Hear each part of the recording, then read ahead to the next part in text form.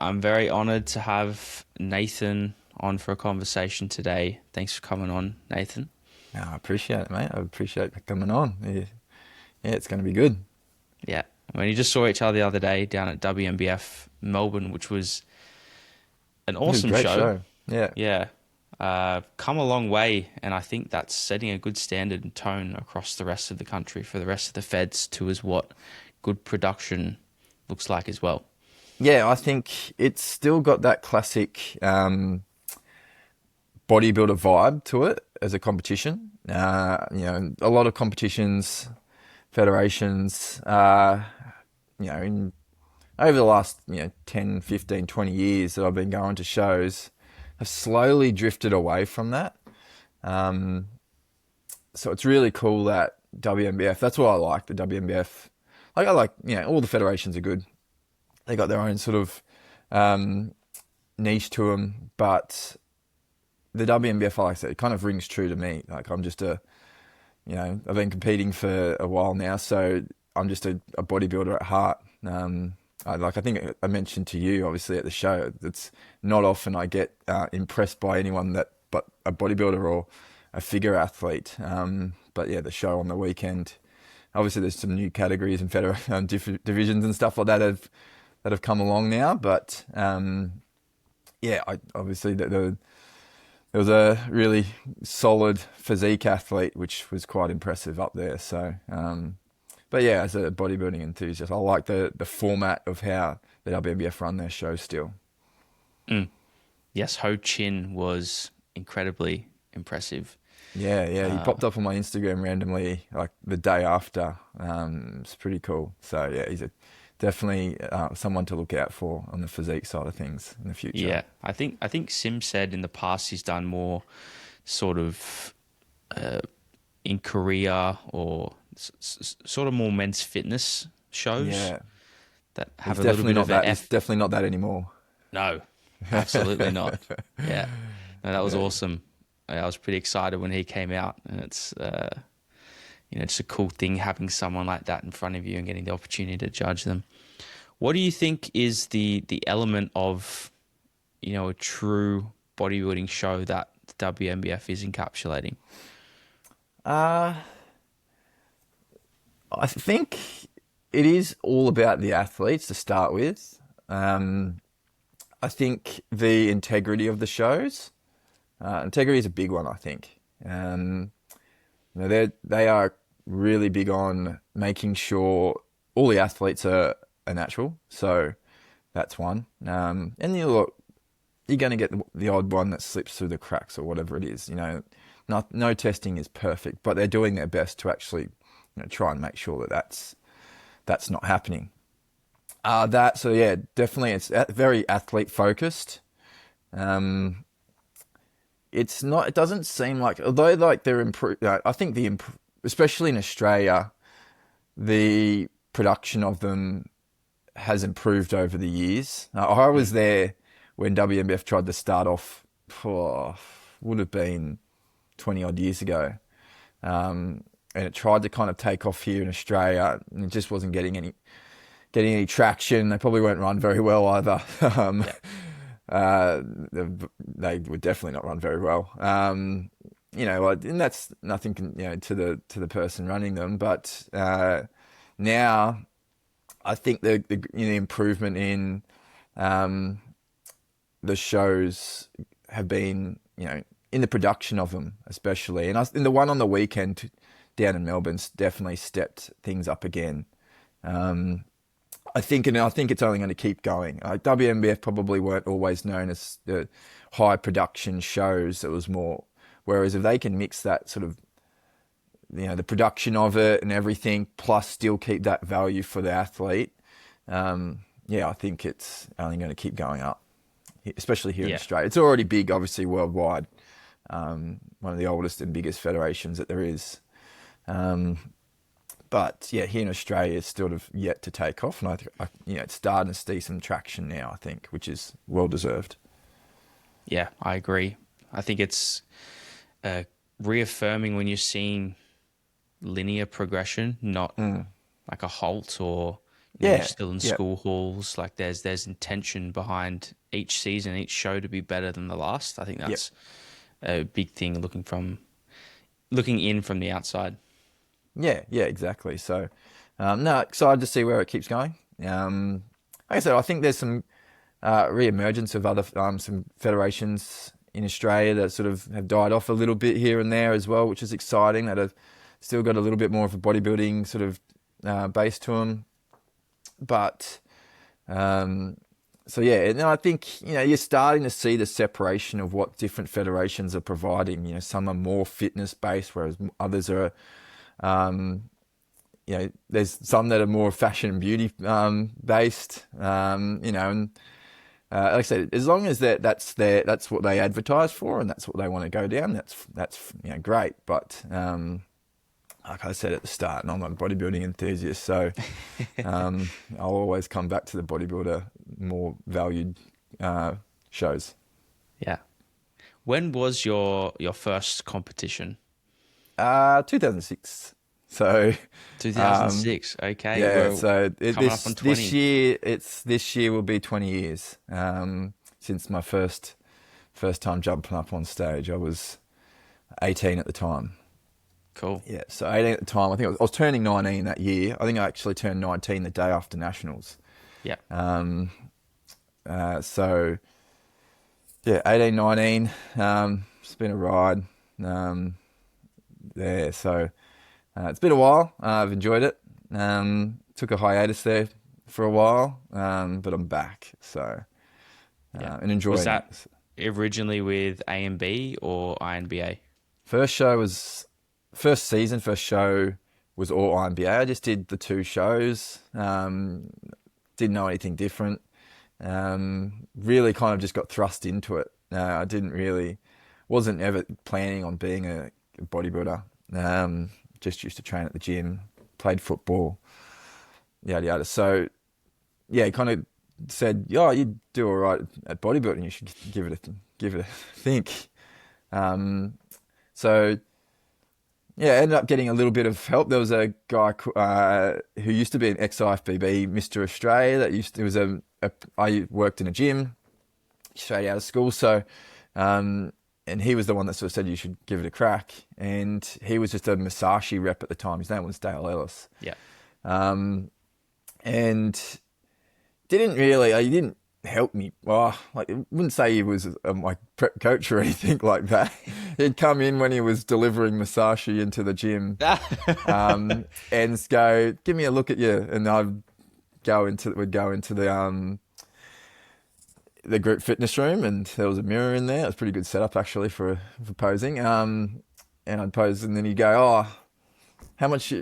What are you eating right now?" And I'd be like, and he kind of gave me like, eat a tin of tuna and a quarter a cup of oats. Or, it started off at like half a cup of oats over 6 meals. And then it came down to, all of a sudden it dropped back to like 2 meals, and I was having a quarter of a cup of oats. I got starved. Like, it was, Nice. yeah, it was one of those things where like and then the rest of the meals, I was 2 meals with carbs. By the end of it, quarter cup of oats to both those meals. I can still remember it. Egg whites. It was meal one with some oats, quarter cup of oats. Meal two was quarter cup of oats with tuna, and then it was tuna and celery for every meal after that, except for the last meal, which was egg whites and celery. It was a very, very tough prep. I'm surprised you didn't die of mercury poisoning, mate. Yeah, I'm still alive. I'm probably missing a few brain cells maybe from it, but no, I'm doing okay. But I feel it was one of those things where I did well, very well that year. So I think I don't think that the training or the dieting it was the ultimate difference or anything like that. I think I just trained through it and just was young, was able to survive being absolutely killed. As it was, if you look at the calories now, if you go back and look at the calorie, like, if I was to work them out, I think it was like, if it was stupid, it was something like 1,000 calories or something like that. And I ended up having, as a teenager, having slight glute lines and bits and pieces, which was just Yeah. unheard of at that time. Yeah. So, and that's what kind of, I kind of was like, you know what, there has to be a better way of doing this. Just has to be. I just knew it intuitively. Hadn't looked into it or anything at that point in time. And then made it my mission to just literally end up getting a job as also working in a supplement store. And so sitting behind a desk with a computer there, when there's no one around and the supplement store's clean, used to just sit there on the internet and read as much as I possibly could. I'd go, whenever I had spare time, I'd be on bodybuilding.com forums and all sorts of things, which I got quite lucky finding the right path, essentially, which led me down like that evidence-based, science-based approach.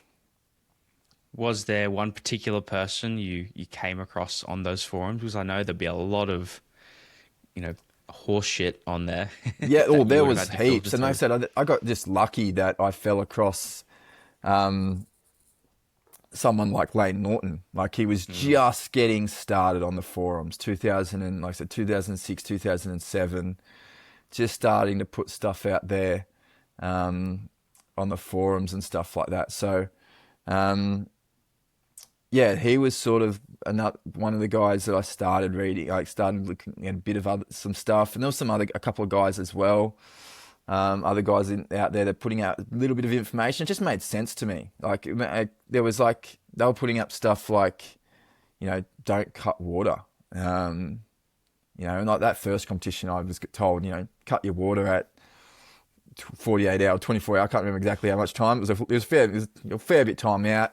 You get the natural diuretics, so you popping the natural diuretics, and you're doing all that sort of jazz, which was just the norm. That was just literally every single person did it that way back then, and I just thought, no, this doesn't feel right. This obviously you got the same as everyone else. Couldn't get a pump, blah blah blah. But it was just like, this doesn't feel right for me. And so then when I read that, I'm like, that sounds way better. It just sounds right. Like, water, muscle is made up, 70% water roughly, blah, blah, blah, and all that sort of stuff. Pull water out. You're only going to pull water out from the muscle. It flattens, blah, blah, blah. And I'm like, you know what? That really makes sense. Makes sense to me. So 2008, I essentially prepped myself going off the back of, just stuff I'd read. And I kind of used to get, and I wouldn't say criticized by it, but those early days, there was different bodybuilding forums like in Australia. There's one called Anabolics, and that was an interesting one. It was essentially the bodybuilding forum for Australia. Like that's where everyone sort of went on foot in Australia, and guys back then would sort of go, "Oh, I remember that." But I can remember reading stuff about me saying, "Oh, he's just a freak of nature. No one can actually get away with drinking water before getting on stage and still looking super like shredded and crisp and stuff like that." I can remember all that, reading all of it, because they were used to be, "Oh, this such and such one, Nathan Wallace won the X." They'd always come up with who won the weekend show or whatever it is. And then they would go on about it, and then someone would go, "Did you see him having a 4 litre water bottle backstage and drinking it before he get on stage and sort of stuff?" And it was quite funny. I used to always watch it, read it, and have a little bit of a giggle. But yeah, so that was kind of the first early days of it all, which was cool. So to see where it's kind of all progressed to now, whereas I still think it happens. You hear the odd person, but you don't hear too much now of people, using natural directs or cutting their water out and all this, bits and pieces and stuff like that anymore. There's a lot more, information out there that's, a little bit better than it was back then. Just a little bit. Yeah. I almost relish that I didn't get the opportunity to go through something like that. But at the same time, I'm not quite sure if it would have been great, Yeah, you're lucky you even though didn't you have learn a to. lot of lessons. Yeah, look, I was probably said I kind of at that start of when it was just some new information was coming out, because research wasn't a thing back really a thing back then, especially not in the sports fields, and definitely not in the bodybuilding field. Like now we're actually starting to see some actual research done into bodybuilding, like specifically into bodybuilding and natural bodybuilding. Whereas back then, like it was nothing, and if there was anything, it was just basically like done on marathon runners or soccer players or bits and pieces, which is a lot of the stuff still is done on that sort of side of things. But yeah, back then it was just all that. There was nothing. There was obviously no money in bothering to research into bodybuilding. There still probably isn't, but No. um, You got guys like Eric Helms holding the flag. yeah, exactly. They're sort of flying that In New flag and Zealand. just battling away with probably very little to no funds type thing. And Yeah. you got to put tip your hat to those guys, because it must be a hard field to sort of research in when the funding isn't there, or isn't there. There isn't much of it, anyways. But yeah, so back then there was just nothing about that sort of stuff. So it was just based off basic physiology, especially the guys like Lane Norton and stuff like that, who Lane hadn't even done his PhD at that point in time. He was literally just someone, like when I was reading stuff, he was literally someone just going through his degree. Like he was in the middle or just started his degree, and he was kind of just probably using a lot of the information he was getting in his degree and putting it online. Like I can't remember exactly all of it, but so yeah, it was just it's been interesting. Like I said, you say you would have liked to have been there at the start.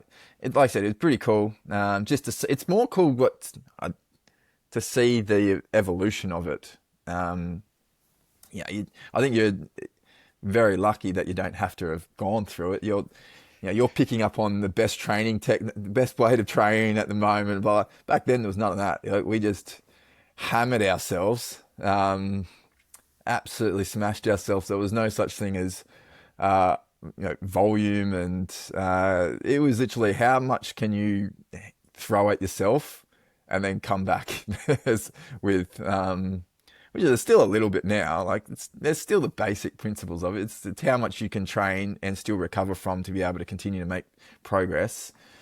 But the method of it back then was, everyone's seen pumping iron and all that sort of stuff. It was just train hard, and whatever made sense you did. And very early days, it was still bro split. There was no splits. There was no upper lower splits or push pull legs, or push pull legs might have just been around or something like that then, but it was mainly a bro split. You just biceps, sort of hammered back, yourself. Yep. shoulders. Yeah.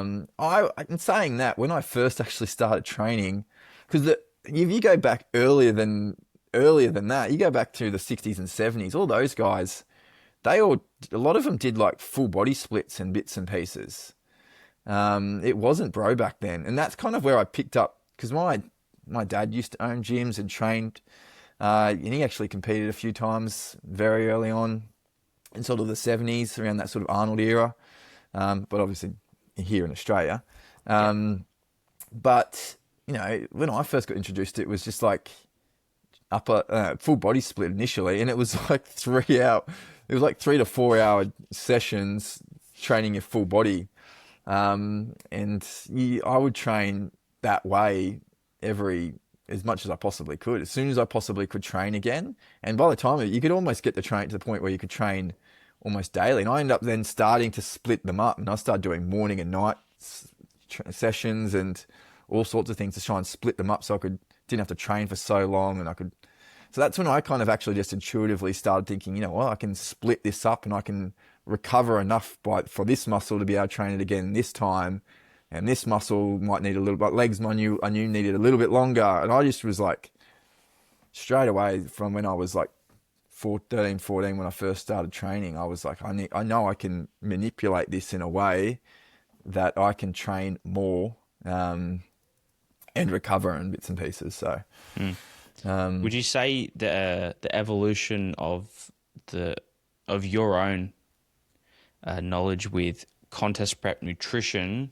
and that whole periodization of that period of time adapted faster than, say, the training side of things uh to what's quote unquote more yeah, evidence well, I think informed? there's probably more.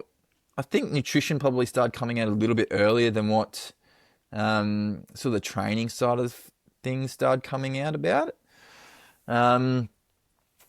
Like there's still, I think the training side of things is still evolving now. I think we're starting to get a little bit more of a base on it now. Like, this is kind of where we, Yeah. mostly need to sit now with our training.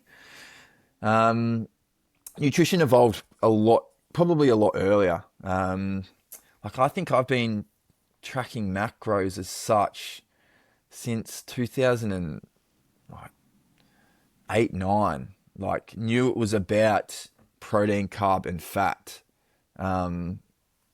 So 2008, 2009, I think 2008 even, like I started getting a little bit of stuff on that. There was no flexible dieting as such back then, but it was like, this is, back then it was like, okay, it was roughly 3 times body weight of in protein.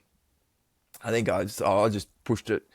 I think I was up around definitely of 3 times actual body weight, not lean tissue Yeah. back then. So I was just pushing it back then, which is fine. I think that's still, there's a time and place for it potentially here and there, depending on the person. But yeah, it was like then after that, it was like, okay, how much food can you consume and not get fat? And so I was always kind of measuring that very early on. And that's still the same thing now. It's like, eat this much amount of protein and then how much, calories and, carbs and fat can you get away with?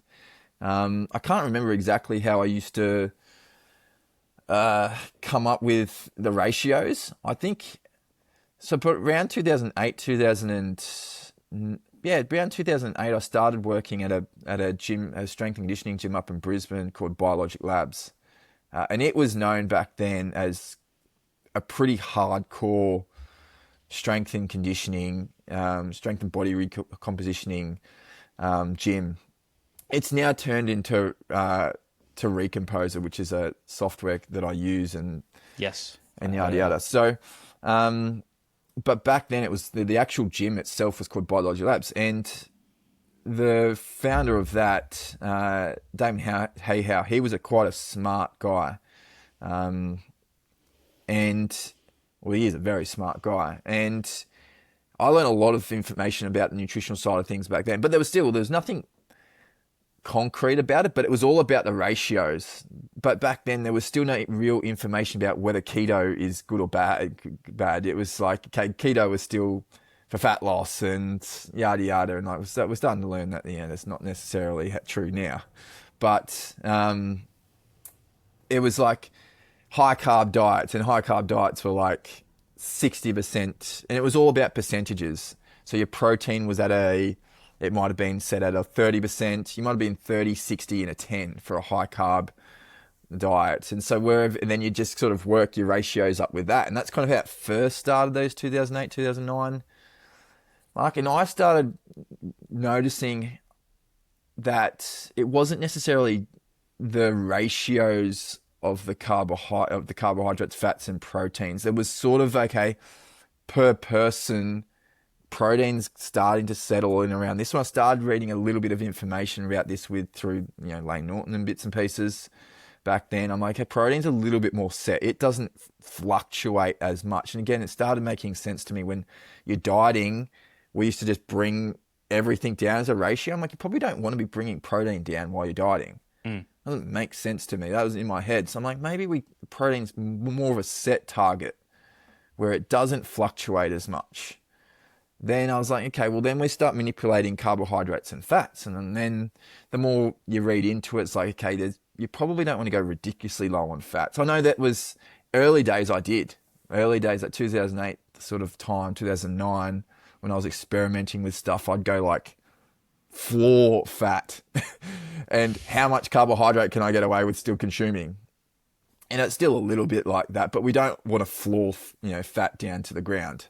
Like I was trying to like consume, kangaroo most meals and bits and pieces, and it probably, hormonally, that's not probably a great way to be, and just even health wise, if anything. And so then I was like, okay, well, probably don't want to be doing that when you start reading a little bit more about how important fats are, general health. And so it's okay, well, bodybuilding's not healthy in itself when we get super lean, but you don't want to be making it worse on yourself. So maybe there's a point where fats don't need to come down any further.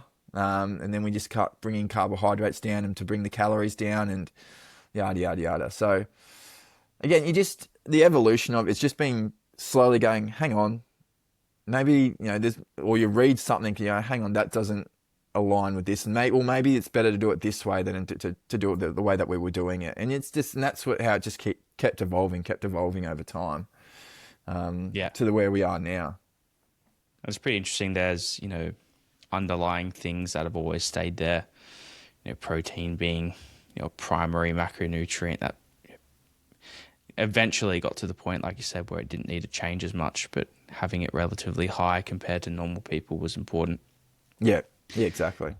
And somewhere down the line, you got into coaching and then got into starting up your own gym. Could you tell me a little bit about that? Yeah, so the coaching side of things came along.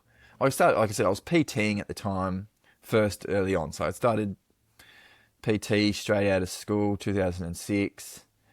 And then, funnily enough, after that first year of competing, because I competed down in Melbourne for nationals that year, and there was a couple of kids that must have rocked up to the show, any younger than I was, like 15, sort of the area, and within sort of not too long after that competing, I ended up getting like random, I think it was like email somehow or something along those. I can't remember exactly how they got in contact with me, but some kids contacted me and said, "Hey, I've watched you at the competition, blah blah blah, and do you help out with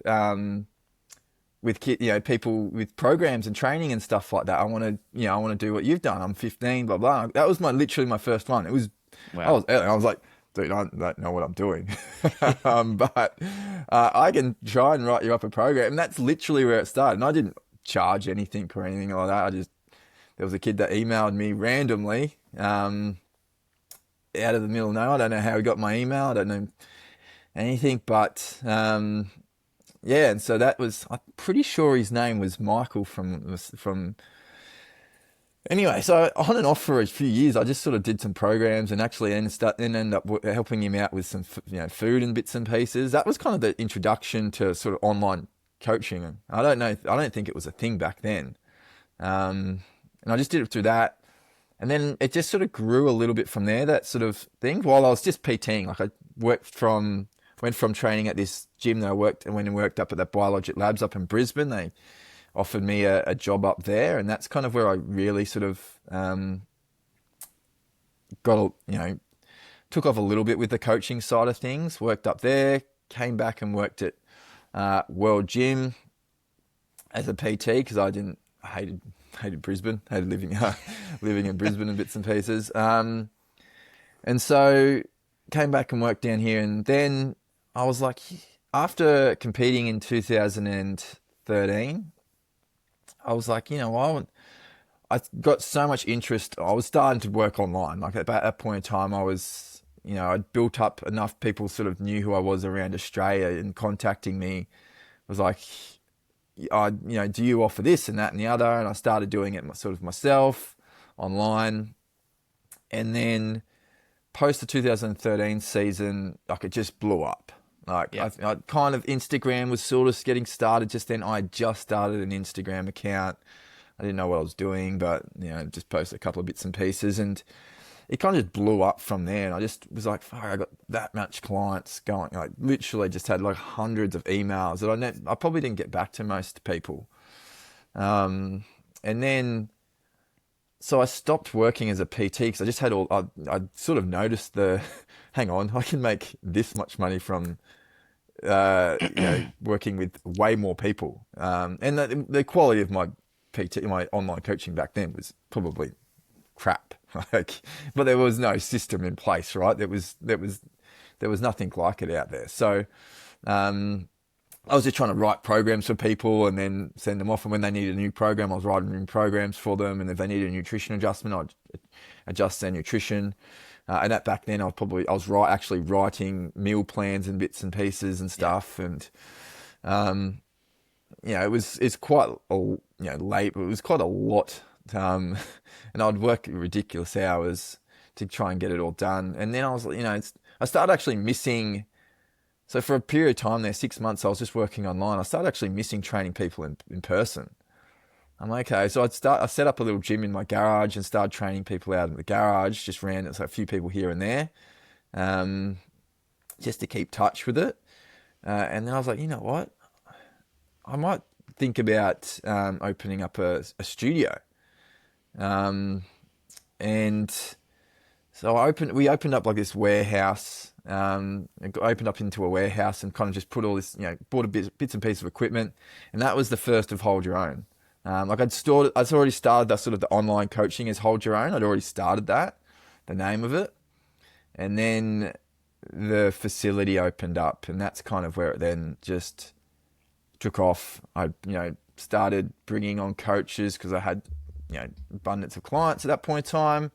And that's where BK came on. He was pretty much my first coach that I brought on. He was as raw can be. He was about 6 weeks out from competition. I said, dude, you're fat. You need to get leaner, when he came in for the interview.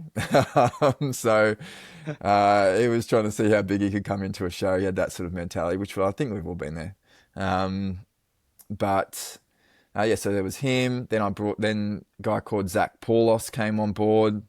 Incredible bodybuilder. He ended up becoming Australian champ. Josh Hampson came on board, another guy that became Australian champ. We just kept on bringing guys on. We ended up expanding and going into a bigger gym as well from there. So that's kind of the where Hold Your Own, sort of the growth of Hold Your Own came. Yeah, and I've heard stories that it, was Gold's Gym-esque in the way that the community was, and yeah, it was one of a kind. So it was purely built for. I built it for myself. I'm like, I'm not going to build my gym. I'm going to build what? That's what makes do I the best gyms, man. I'm like, what do I want? Like, I'm not building it for for anyone else but me, so I can train as hard and do whatever I want in there. So I was like, you know what?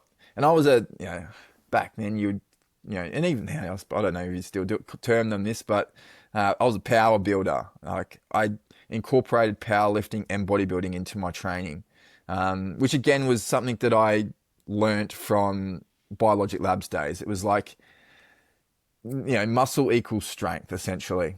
Yeah. If you get strong, you put muscle on, which it still is that sort of way, progressive overload now, right? But so in essence, it was that. So, but it was like, okay, how do you get strong? You powerlift. So there was and all my training has always had an incorporation of the power lifts, and that hybrid powerlifter bodybuilder.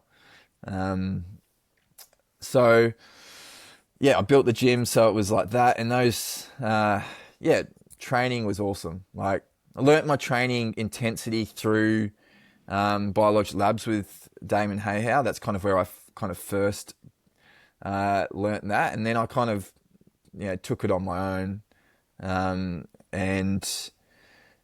I suppose that's where I got my reputation for, and Hold Your Own got its reputation for its training side of things. It was just a place where, and we used to run things like Friday night at the bar. So it would be, we used to open up the gym to everyone, didn't matter if you were a member or not. You come in on Friday night, and it was just a really cool vibe. Like we had 3 deadlift platforms. Like I think it was like 12 areas to squat, bench presses, dumbbells up to 80s, and you'd get 30, 40 guys and girls in there just training the house down. And like I used to put I had an iPad on the wall. You could play whatever music you want. It was generally metal in there because I'm a metalhead. So it was generally like just loud, and everyone would just go nuts. And it was really cool. Some crazy stuff got done in the gym, which was really cool. So, Nathan, it sounds like something like that needs to happen again, man. yeah, it'd be awesome. It'd be awesome if only if someone had the time and the money to be able to put it into it. Because the gyms aren't cheap, especially being a independent sort of gym owner. It's a struggle, and they're a dime a dozen now. Like when I first opened up, there was not much.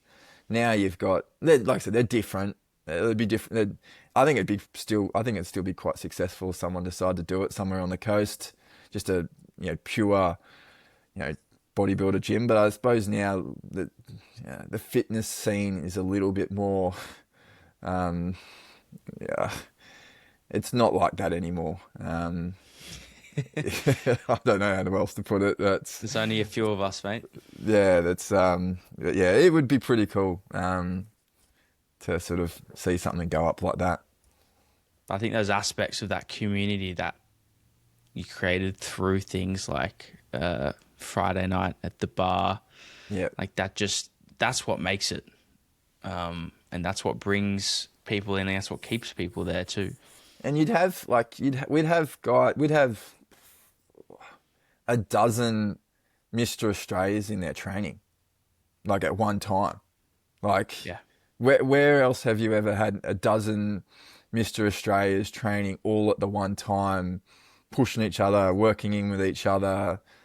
Like, yeah, it was really cool. Like Tristan Boyce, another guy that was Mr. Australia, Jared Boyce's brother, Liam Bygot, who worked for us, like I said, and the other guys that I mentioned earlier. It was really cool, and they're all natties. Like, and then you get the odd guy that wasn't natty come in and get out trained, and they're like, "What is this place?"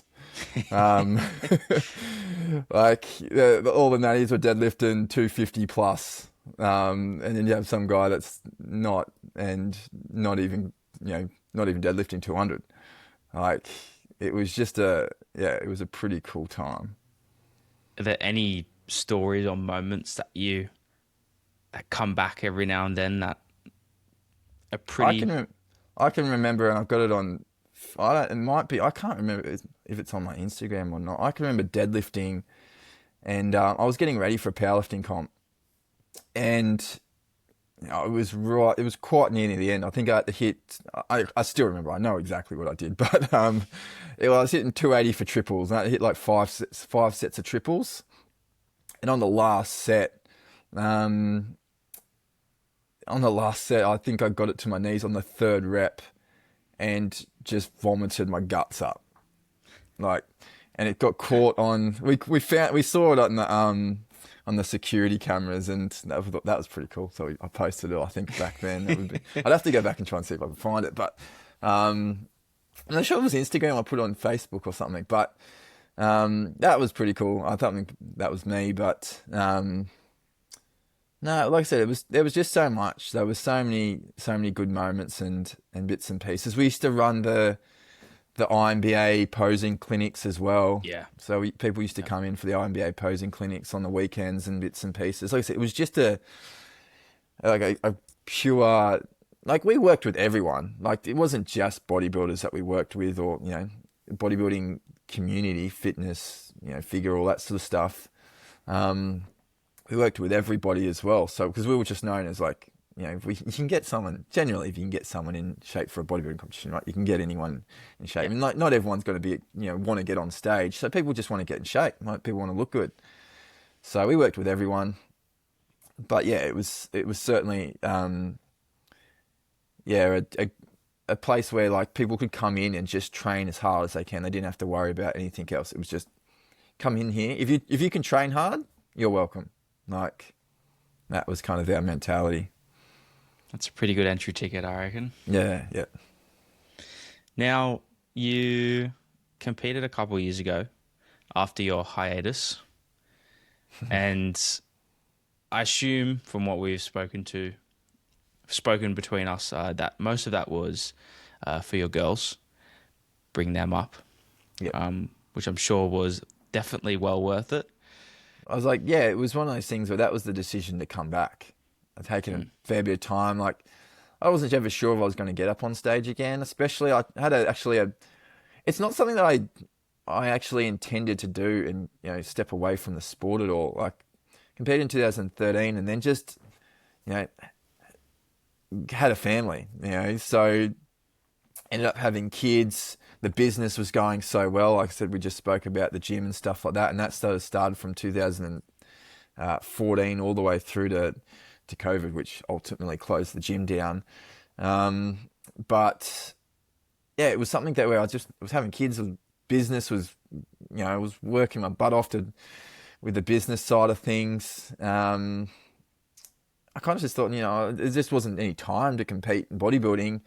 And so my powerlifting actually probably took off during that period of time. I felt like I could balance powerlifting a little bit better with family life. And what was before you took some time away, whether it was intentional or not? It wasn't intentional. What was the peak in which you reached? Like, the best achievement? Was it a Mr. Australia title, or did you go overseas? Yeah, so 2013 was probably my best season. That's probably, like, I'd done well in the previous years. Like, I've competed 2006, 8, 9, both seasons 2011. Don't do that. And then I competed 2013. And 2013 was probably that season where I put everything together. All the sort of experimenting with nutrition and bits and pieces and yada yada, all that sort of stuff. It also came together in 2013. I was like, I kind of, at that point in time, I knew what I was doing. Like, I was like, I don't need to experiment anymore. I know how much protein intake works well with me. I know how much carbohydrate, how to actually manipulate the calories coming down to be able to get conditioning. And I was a big conditioning king. Like that was my thing. I said that 2006 when I slightly got some lines through my glutes, I was like, yeah, that looks cool. And so I want to try and replicate that. And then I tried to do it again for 2008. So I tried to come in a little bit too big for 2008. As a junior, I was stepping up into the juniors as an underage. And probably just missed the mark slightly. And I got second at nationals and I was pissed. So 2009, I was like, I'm coming back as a junior and no one is going to beat me. And ended up so being it, but I didn't get beaten that year. And then 2011, same thing. I just wanted to get better again and just bring an even leaner package. And then I kind of was like, I know what I'm doing now after 2011, and especially having to do it twice in 2 seasons. So 2013, I was just all in. From the time I got off stage from 2011, I was like, I knew I was competing 2013. I knew what I had to do with my off season to get from here to there. It was obviously just train hard, make sure that I'm just ticking every single box I can. And then, it was a flawless prep. And yeah, that's by far the best I've ever looked or done. Like, the biggest I've ever been and all that sort of, it was just, so yeah, 2013, I think I won, won INBA national, like I won the states nationals. I think I won A and B nationals that back then as well. And then went overseas, won the Olympia that year. So when it was in San Diego 2013. So went there, won the Olympia, and then did the pro. That's where I could turn pro. Back then, you could only turn pro at the Olympia. You couldn't do it anywhere else. You couldn't turn pro in Australia. So you had Wow. to go to the Olympia and you had to win it. It was one of those things where a pro card was like, it was so hard to get, and there was not many of us around. You know, yeah, Justin Figueroa, Tim Martin, Joel Ramirez. There was a handful of guys that had a pro card. And so, because we all had to go over to either compete at the Universe. Every now and then the Olympia or the Universe was here in Australia, and a couple of those guys probably might have got them from here, or you had to go overseas to get it. So I did that, went in the pros the next day, backed up the next day, and got third. And I got third to, first place was Kiyoshi Moody. Yep. And I actually do know who that is. everyone knows Kiyoshi Moody, like absolute like gun. 6-time natural Mr. Olympia, unbelievable physique, even better guy. Then, and then Mick Waddington, the other Australian, came second that year. So there's that, and then I think I went off 2 weeks later. I went over and won the Muscle Mania Worlds as well. Okay, cool. Yeah. So not many people like. I got the I think I did that in 2011. I won Muscle Mania Australia that year, 2013. That's why I went and did Muscle Mania Worlds, because I got some flights or something like that. I can't remember. I think flights or money to compete at the Muscle Mania Worlds. So I went and did the Muscle Mania Worlds thereafter, and won that as well. So that was 2013, and then went out kind of on a high. And like I said, was planning on coming back, but didn't expect it to be that long. And then 2024 Boston. Yeah, 2024 Boston. Did try to prep for 2021, but COVID hit. Okay. So I prepped all the way through COVID, thinking I was possibly just going to do 1 or 2 shows, because I just wanted to compete again in 2021. And then the borders closed. Shows started getting chopped off. I was going to do the IFBB show because there was only 2 shows running and I couldn't travel. So I was going to be IFBB Queensland's, and that got pulled. I think I was about 5 weeks out. And then I think ICN got pulled there. So I end up just pulling the pin. I think I was 4 or 5 weeks out. I didn't advertise it, didn't post it, didn't do anything like that, I don't think. Just came back out of it, and went to go like the next year or year after. I think it's 2023 maybe. And I've had surgery. I had to have shoulder surgery, so had to have shoulder surgery 2023 or end of 2022 maybe. And then planned myself for 2024 Boston, or didn't actually plan to do Boston the Worlds that year in 2024. Just kind of got When was to that it, decision made?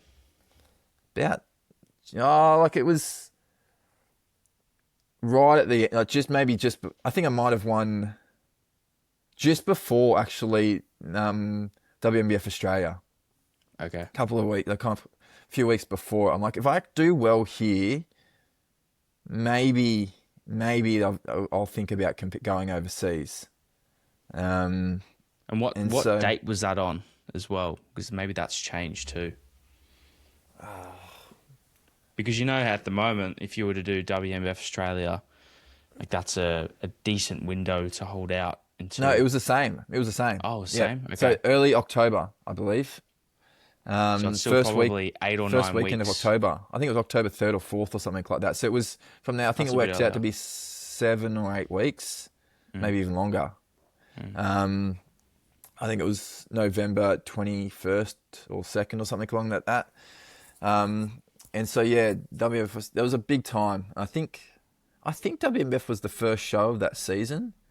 So I did WMBF Australia, and then I think I did back to back for a bit there. End up doing ICN nationals, and they had the Worlds there as well, the ICN Worlds as well in Canberra, and did those shows.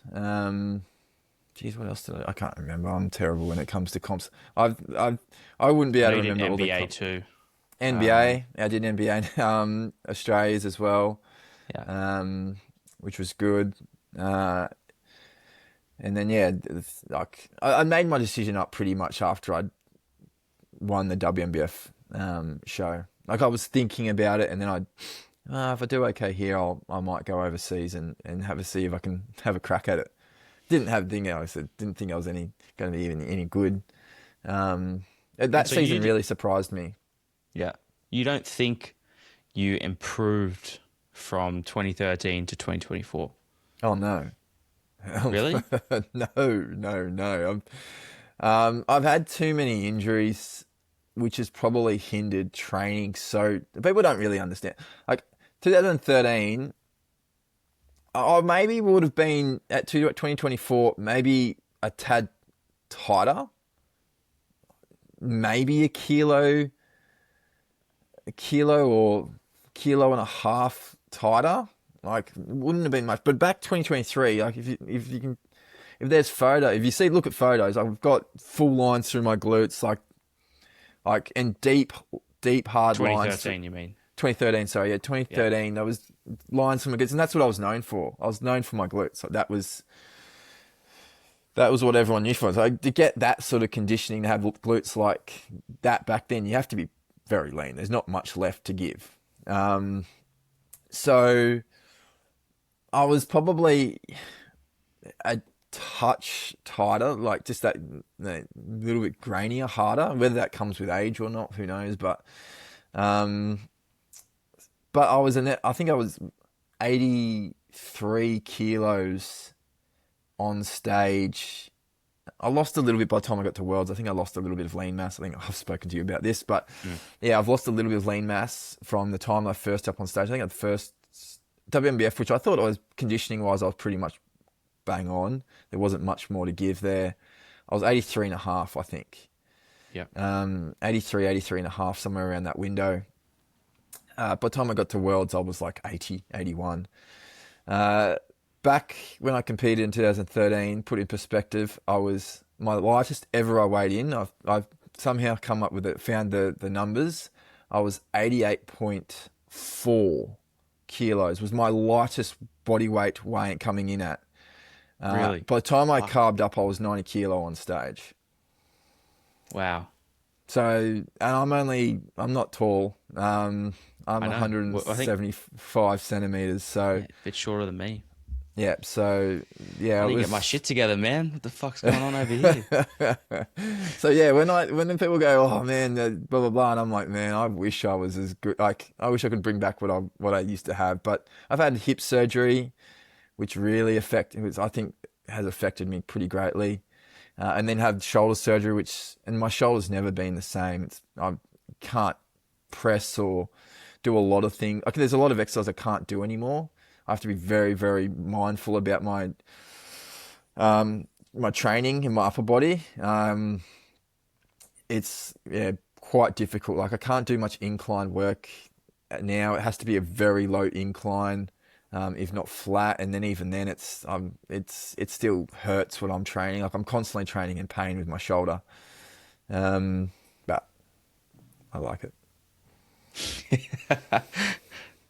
That is the words of a true passion for bodybuilding and training.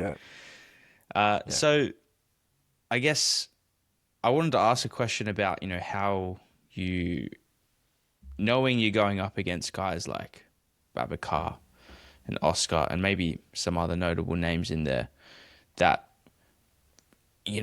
there's not many people that could beat. Maybe your 2013 look would have been pretty competitive up on that I stage. would have loved to have seen my 2013 look. Well, my 2013 physique with that touch tightness, even though I think my 2013 look was probably as leaner than as lean as it needed to be. Yeah, that would have been really cool to see. Peak me, because when peak me 2013, I was up against giants that year. Yeah. Like Kiyoshi Moody was Oh, he's 90 huge. kilos on stage. Yeah. Mick Waddington was 90 kilos on stage. We were all 90 kilos on, like roughly around that same weight. They were big guys. It would have been cool to see Kiyoshi Moody up against those guys. Like everyone talks about Babacar and Oscar, and Kiyoshi Moody was a just unbelievable. When you saw him in person, you're like, far out. The thickness of that guy just was crazy. But he was a little bit taller than Babacar, and if people don't, Babacar and Oscar are actually shorter than I am. So, but yeah, being at WMF Worlds, yeah, it was an interesting experience. I can remember seeing Oscar the day before the comp getting tanned, and like we'd started following each other on Instagram maybe a few weeks prior to it. And I didn't realize he was actually doing worlds. I just saw this. Oh, this guy's got an awesome physique. I saw he competed pretty reasonably recent, but he was pretty quiet on Instagram prior to Boston. There wasn't a whole lot on there, but I just saw it popped up, and I think we started following each other. And then I think backstage, we didn't even recognize each other. I was just like, oh, hey man, blah, blah, blah. And I didn't get to see him with his kid off, like that closely. We're kind of like going sort of, he was going into the tent while I was going. So by the time he got his stuff back, I didn't really get to see him and stuff like that. And then, yeah, the next day walking down, first of all, I walked down these stairs, like the venue, it's a really hard place to actually pump up at the Worlds in Boston. Like the venue's not competitor friendly for a pump up. There's like stairs constantly. There's like 3 or 4 flights. There's heaps of flights of stairs, and you have like a platform almost to pump up on. Then you go down the next platform, down to the next one, and pump up. It's quite crammed and everything. Little tiny rooms and bits and pieces. But I can remember walking down the stairs, and as I'm walking down the stairs, and I'm thinking like, man, not on stage for a while. There's Babacar in his trunks, already pumping up, and I was like, wow, this is insane. Like you don't see that sort of density on natties. Like I was just like, far out. Anyway, keep walking downstairs and going downstairs. Next second, I think I started getting my kid off. And then next second, I think I didn't see Oscar until I had to come upstairs. When we got pulled upstairs super early. We got told we're going to be on stage in like 15 minutes. It was like 4 hours later we were on stage. Oh, but really? Wow. So we were all pumping up for like 3-4 hours. Like it was full on. But then, yeah, I luckily had a bag of lollies, and I ended up sharing them to everyone. I don't know why I was doing that, because I was helping everyone out. But I just had, like, Babacar would come up to me, he didn't speak a lick of English, and he's like, oh, can I have one? Like, just some point. And I'm like, yeah, sure, have one. 25 and then there's grams, Oscar there, and I'm like, there's Oscar there, have one. And I'm like, I'll charge you guys later. Guys. Yeah, and I'm like looking at these guys in awe. In hindsight, probably should have said, nah, fend for yourself. But no, like, bodybuilders are all, we all just want everyone to have fun and get up there and battle it out. So Look their best, yeah. So, but then, yeah, seeing those guys backstage, I was like, far out. Like Oscar's back thickness, like you could stick your finger in there and lose it. Like it was while he's just standing there, like, and then his arms, I was just like, what is going on? Like that.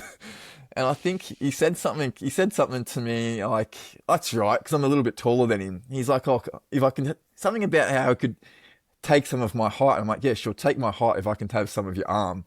Yeah. You've got plenty to spare.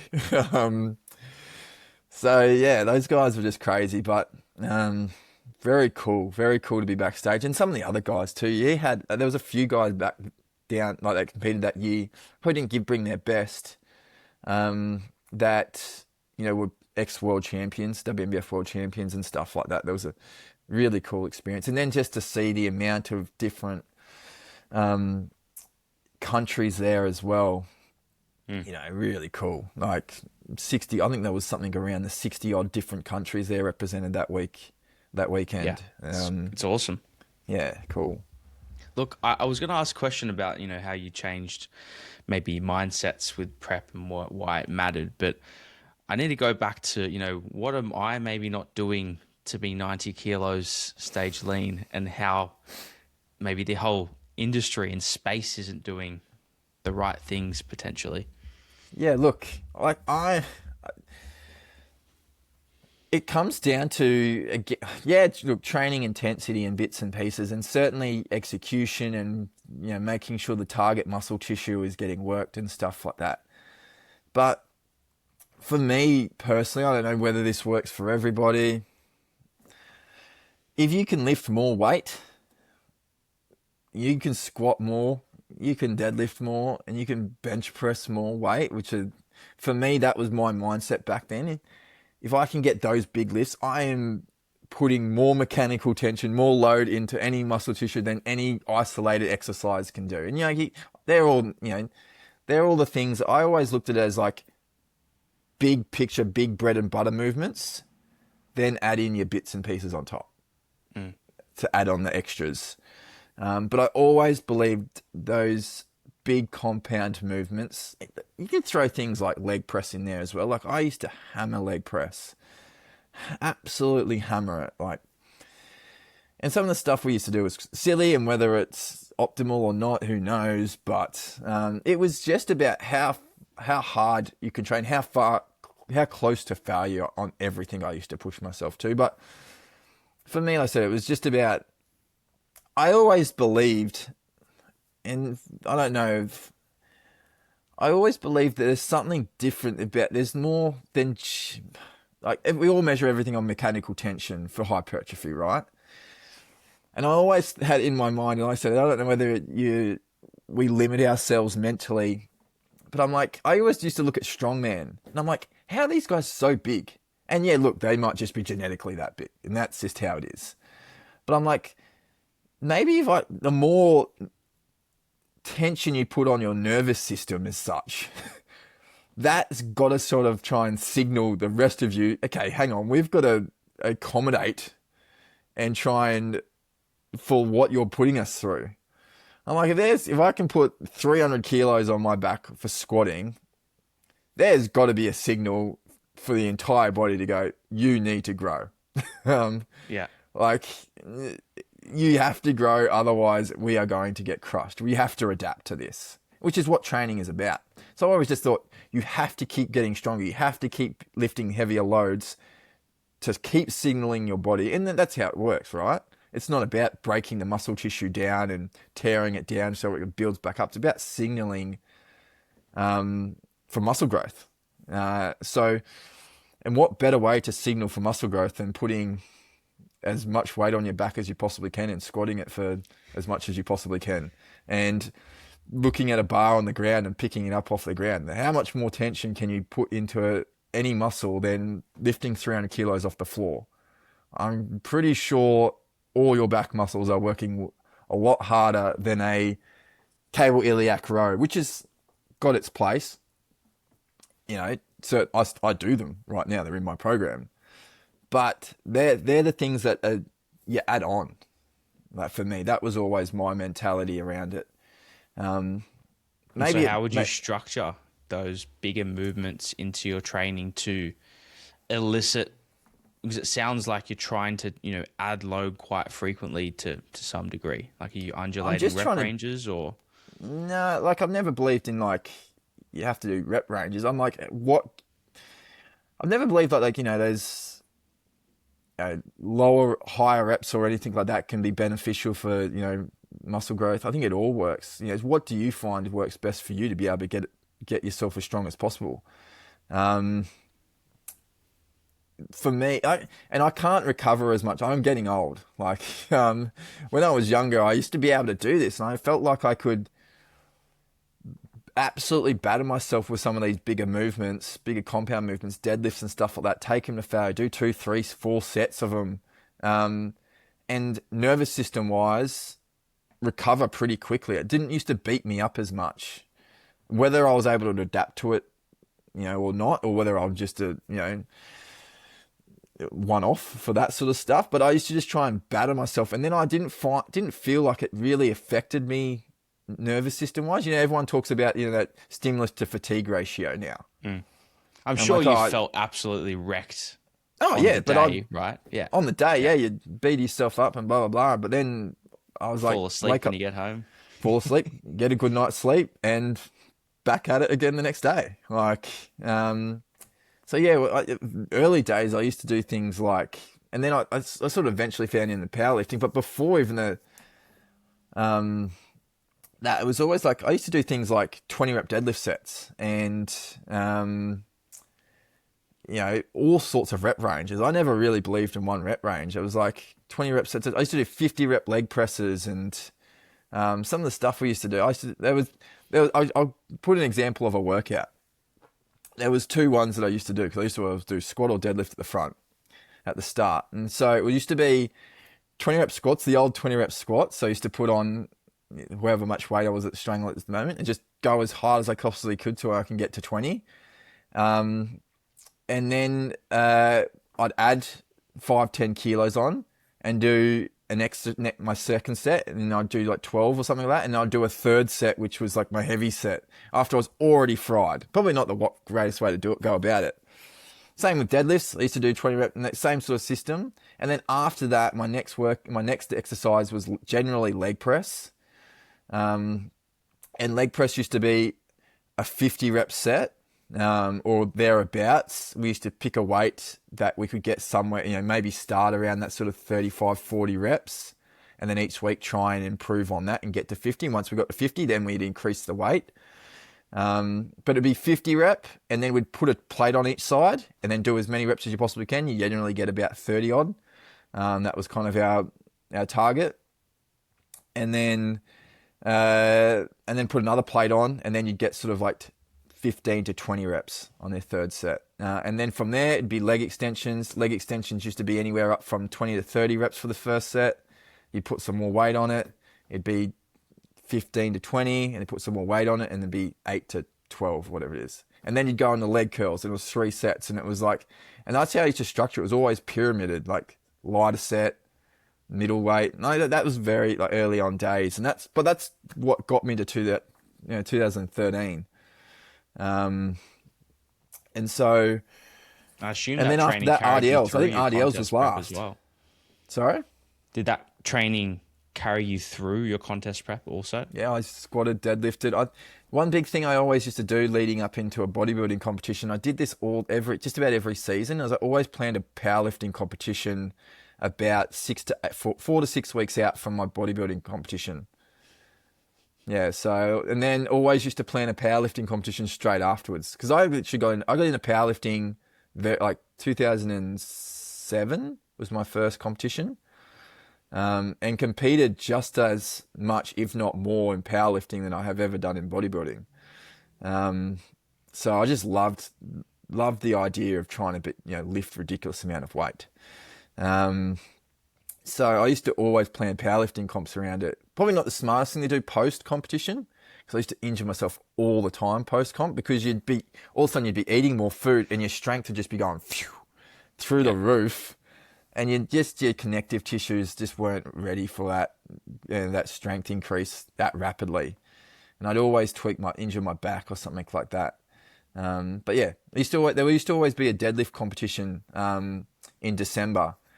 And, you used to get off stage in October, end of October, very early November, and then have 4 to 6 weeks to try and see if I could try and break the Australian deadlift record. That's kind of how I always used to go about it.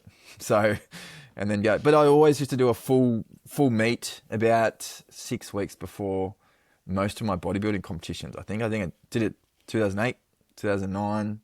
Yeah, every year. 2011 and 2013. Okay. 2013 one was a bit earlier, maybe. It might have been 8 to 10 weeks out, just the way it landed. Yeah. All right, well, I'll go back to the drawing board. plan out how I'm going to add an extra 8 kilos of lean tissue over the next couple of years, and we'll be good to go. 300 plus kilo dead. A really cool guy that I look at, see now as a natural is someone like Keefe. Just an animal. That kind of reminded me of the way that I used to like to train. Now, like I said, unfortunately, I'm probably get to the point where I'm too old. I've had too many injuries now to be able to train that. I don't want to use the word recklessly, but that sort of with a bit more risk, right? Risk, that reckless abandonment for your body. Just go half at it, go at it, and have all the faith in the world that you're going to be able to pull something up and it, not injure yourself. Like your body, you're essentially Superman at that point. Like at that age, under 30, you should be thinking like that. You should be thinking, I'm Superman. I can do anything. And that was my mindset. That literally, I used to just think, man, I'm Superman. I can do anything. I think that's a mindset that I've tried to always carry with me. I still have, ultimate belief in my ability. But enough injuries have happened now that I've got to be a little bit more careful with how I go about it. Mm. Well, I guess we can finish on, given that you're not at your prime anymore, what is the thing that's driving you to continue to compete, and how have you shifted your perspective to continue to have success? Well, like I said, the initial comeback was 2024 was for my kids. I wanted to show them what Dad used to be able to do well at, because at that point in time I didn't know I was still going to be any good. So I was like, I want to show the girls what I used to be okay at, which was bodybuilding. So that was the purpose behind it. A little bit of they're getting into sport and stuff like that. So that I always, I've tried to sort of relay it to them that, you want to be successful, you need to work hard for it. So kind of trying to show through example of, what I do. It was completely different to what they're doing now currently. But the amount of work that I'm putting into it to be able to get the outcome, and it worked out well that I did well in 2024. And so they got to see the amount of work I've put into it and continue to put into it, and then reap the rewards of that. And hopefully they see that, whether that relays in their sport, whether that relays in their education, everything is, there's one thing that you can control. You can't control your genetics, but you can control how hard you work, and the effort that you put into something. And that's what I'm trying to teach them a little bit of. I often say to them, hard work beats talent when talent doesn't work hard. I say that to them all the time. So, if you've got talent, fantastic. Then you've got sky's the limit. Sky's the limit. You can do whatever you want, right? If you've got the talent, plus you've got also I think, hard work can be, is a bit of a talent thing as well. But if you put them together, the sky's the limit, right? So that's kind of that. If I jump up on stage again, I haven't announced anything, but if I jump up on stage again, I think this time around, or if I go around again, it will be because I just enjoy the process of it. With doing it in 2024, I just really enjoyed the process of going through it. Actually, if anything, the getting up on stage thing, especially in the lead up to it, huge self-doubt, and that didn't really fancy me. I didn't enjoy that part of it, but I really enjoyed the process of it. And then obviously I enjoyed once I was on stage, and then being able to see my kids up on stage. That's what I'm sort of hanging my head on. But the 24 hours before getting up on stage, that probably the worst part of it all. But the actual lead up to that stage point, I just enjoyed it. I enjoyed to be able to manipulate and control and and like I said, just brought back cool memories of when I when I did it earlier on. And so I'm someone who's very process driven. I like the journey of it. So for me, it's about just going through doing it again. I enjoyed it. I enjoyed the hard work of it, the suffering of it. And I enjoy the challenge of being able to handle that and how well I can handle that. Can I get through a prep and not let it affect anything or anything that I do or anyone around me? I want to be able to still be able to give my best to everyone. I want people to be around me and not realize that, they might see visually that something's going on, but if I wasn't to tell someone, they wouldn't know. They wouldn't be able, I don't affect their day by making their day worse by my own mood. So it is a pretty cool, it's a pretty good challenge I like. And so am I able to, like make dinners for the girls that, pizzas and bits and pieces and stuff like that, and, do whatever you want. And, me being completely focused on what I'm also doing at the same time and not let them miss out on it as well. Like I'll go to theme parks all the way up into it. I do all sorts of bits and pieces. Like I said, because I'm doing something, they shouldn't have to miss out on something. But I like that. I like that idea of challenging myself for that as well. So that's the purpose. If I compete again, it will be more for that. I think I'm getting to the point now that I'm probably past my prime, as we spoke about, and there's probably going to be a time, and it might be the next time that I get beaten. Last season somehow I didn't get beaten. I think I just maybe it's a bit of luck. I don't know, but there is going to be a time where I get beaten, and at that point in time, and I'm a very competitive person, that might be the trigger to be like, you know what, Nathan, time to hang up the trunks. Or it might be the thing where I'm like, it doesn't bother me. Maybe it takes the pressure off it, and I'm like, you know what, this is going to be more enjoyable now that I know that I can be beaten and it not that my world not be tipped upside down. Because it's one of those things where I just don't know until I get to that point. Cool. Well, I'm looking forward to seeing what is in store for the future for you, man. And thanks again for coming on. It's a pretty cool chat. No, I appreciate it, man. I really enjoyed it. So hopefully I didn't ramble on too long. Nah, man. I know I did. I can get like that sometimes. I just enjoy bodybuilding. So, yeah. Thanks for having me on. Appreciate it, man. Well, I might get you to put me through some of those, 20, 50 rappers when we're in Bali. When we're at the camp, we'll definitely have some decent sessions, I reckon. I mean, I don't need you to join in, but you can just be there in my ear. I can push you as hard. That's the, like I said, being a PT first, that was my bread and butter. And I spoke to you before about this, like when Brandon came in and trained, pushing him past his limits that he probably thought he knew he could get to. And that's probably where he's started realizing, there's new levels to this, especially with on the training side of things. Everyone can find a new level, I reckon. Every year, I don't think there's a year that's gone by where I haven't been at a different level. Yeah, you find new ways of, or a new way to be able to push yourself harder. And that's why RPE is an interesting thing in itself. Because giving an RPE to a beginner intermediate, they're not at that point.